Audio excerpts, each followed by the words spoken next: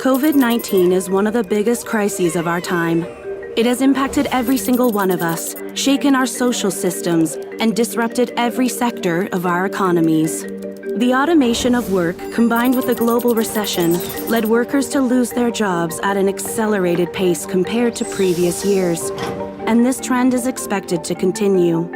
The ongoing shift in the division of labor between humans, machines, and algorithms might displace 85 million jobs worldwide in the next 5 years, while 97 million new roles, ones that are more adapted to this new task distribution, may emerge. By 2025, companies expect to displace roughly 6% of their total workforce. 1 in 2 workers will need reskilling, and those remaining in their current roles will need to update 40% of their skill set to adapt to the changing labor market. There is a way to collectively benefit from these challenging times. Decades of research have shown that the most valuable asset of any economy or company is its human capital. Around the globe, companies are already experiencing a shortage in relevant skills for future roles and are investing in reskilling and upskilling their workforce. By 2025, organizations say they will train over 70% of their employees to ensure they can smoothly transition into the jobs of tomorrow. These include DevOps engineers, artificial intelligence specialists, digital marketing managers, talent acquisition specialists, and customer success specialists. It will take on average between 2 weeks and 5 months for workers to pick up new skills, allowing them to move into these new roles.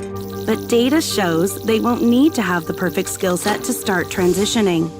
While 2/3 of employers expect to get a return on investment in employees' reskilling programs within just 1 year, governments will also need to step in to update and fund education and training systems and to ensure displaced workers have adequate safety nets. With purposeful leadership and collaboration, we can turn this global crisis into a unique opportunity to transition into a future of jobs that is inclusive, fair, and sustainable. Right now we're facing a crisis of international proportion. It's a healthcare crisis, but it's also an economic crisis. It's going to have long-term impact for us. And we're going to see that the biggest impact is actually going to be acceleration of inequality. The systematic way that we have been built is not holding up. The foundation is cracking. Our duties remain the same. The fact that we should not leave anybody behind again.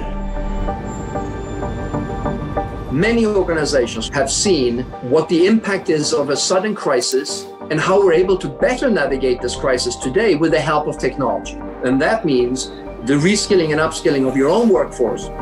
Jobs of tomorrow are technologically enabled, but also extremely human-centered. It's in the ability to work with technology easily. On the other hand, with this new way of working and especially remote work, we see that there is a huge need of emotional intelligence. We have really to invest a lot in people to guarantee their jobs, but also to allow them the mobility they need on an ever-changing labor market. 8 out of 10 of the young people who are in low and middle income countries are going to have to be entrepreneurs. They're going to have to make jobs for themselves.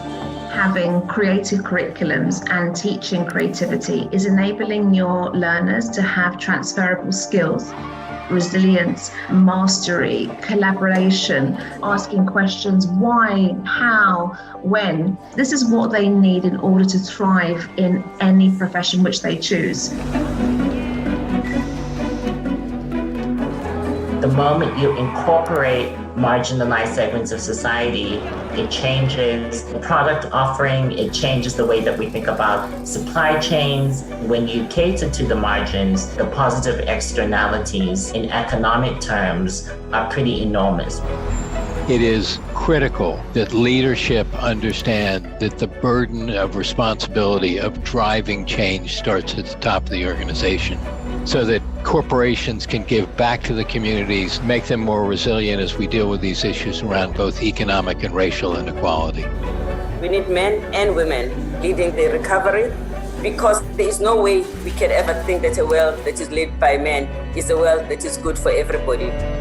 Now is is the moment that we can think about how we use that possibility, the new ideas, the new technology, the new wealth, to really create social systems in which we can all flourish. We have the greatest brains, talent, resources in the world. There's no reason that we can't, and no excuses that it's too hard or too complicated.